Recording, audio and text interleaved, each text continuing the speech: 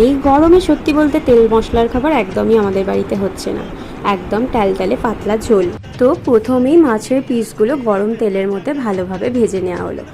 লেজ অংশটুকু রেখে দিয়েছি পরে ভর্তা করে খাবো বলে। ভাজা রেডি। এবার কড়াইয়ের মধ্যে একটা তেজপাতা, অল্প একটু সর্ষের তেল দিয়ে ওর মধ্যে দিয়ে দেবেন ফোড়ন আর শুকনো একটা লঙ্কা। হলুদটা দিলাম আদাটা ছিটকাবে না বলে। এবার আদা লঙ্কা কুচি দিলাম, অল্প নেড়ে চেড়েই হালকা জল দেবো ওর মধ্যে।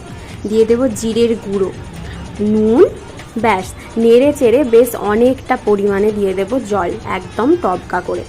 ওই জলটা যখনই ফুটে আসবে তখন ওই ভাজা মাছগুলো ওর মধ্যে দিয়ে দেবো। তারপর আর বেশিক্ষণ ফোটাতে হবে না, মোটামুটি 1 মিনিট 1 মিনিট ফুটিয়ে নিলেই রেডি হয়ে যাবে একদম জিরের টালটালে পাতলা ঝোল।